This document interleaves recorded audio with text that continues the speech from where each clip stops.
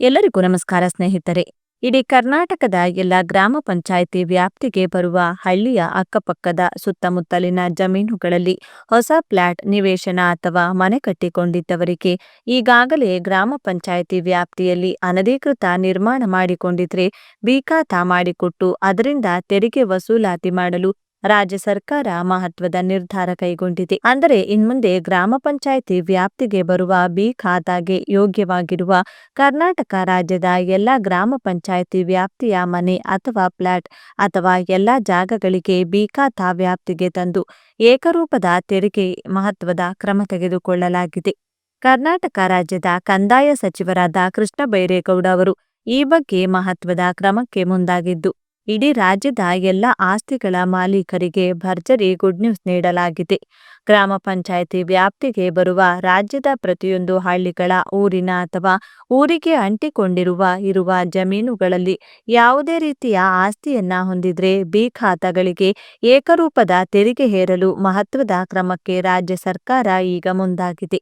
ಬನ್ನಿ, ನೀವು ಕೂಡ ಹಳ್ಳಿಯಲ್ಲಿ ಹೊಸದಾಗಿ ಫ್ಲಾಟ್ ಖರೀದಿ ಮಾಡಿದ್ರೆ ಅಥವಾ ಗ್ರಾಮ ಪಂಚಾಯಿತಿ ವ್ಯಾಪ್ತಿಗೆ ಬರುವ ಯಾವುದೇ ಹಳ್ಳಿಯಲ್ಲಿ ಮನೆ ಕಟ್ಟಿಕೊಂಡಿದ್ರೆ ಅಥವಾ ಖಾಲಿ ನಿವೇಶನ ಅಥವಾ ಜಾಗವನ್ನ ಹೊಂದಿದ್ರೆ ತಪ್ಪದೆ ವಿಡಿಯೋವನ್ನ ಈಗಲೇ ಲೈಕ್ ಮಾಡಿ.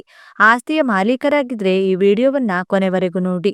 ಬಿ ಖಾತೆಗಳಿಗೆ ಏಕರೂಪ ತೆರಿಗೆ ಹೇರಲು ರಾಜ್ಯ ಸರ್ಕಾರ ಮಹತ್ವದ ಕ್ರಮಕ್ಕೆ ಮುಂದಾಗಿದ್ದು ಕೊನೆಗೂ ಎಲ್ಲ ಆಸ್ತಿಗಳ ಮಾಲೀಕರಿಗೆ ಬಂಪರ್ ಗಿಫ್ಟ್ ನೀಡಲಾಗಿದೆ. ಇಷ್ಟಕ್ಕೂ ಕಂದಾಯ ಸಚಿವರು ನೀಡಿರುವ ಬಂಪರ್ ಗಿಫ್ಟ್ ಏನು ಅನ್ನೋದನ್ನ ಕಂಪ್ಲೀಟ್ ಆಗಿ ನೋಡೋಣ ಬನ್ನಿ.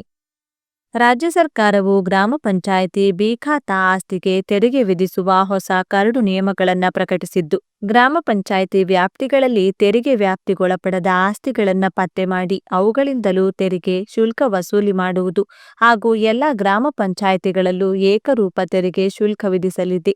ಗ್ರಾಮ ಪಂಚಾಯಿತಿ ವ್ಯಾಪ್ತಿಯಲ್ಲಿ ನಿಯಮಬದ್ಧವಾಗಿ ತೆರಿಗೆ ಮತ್ತು ಶುಲ್ಕಗಳ ವಸೂಲಿ ಸಂಬಂಧ ಕರ್ನಾಟಕ ಗ್ರಾಮ ಸ್ವರಾಜ್ ಮತ್ತು ಪಂಚಾಯತ್ ರಾಜ್ ಕರಡು ನಿಯಮ 2025 ರೂಪಿಸಿ ರಾಜ್ಯ ಸರ್ಕಾರ ಪ್ರಕಟಿಸಿದೆ.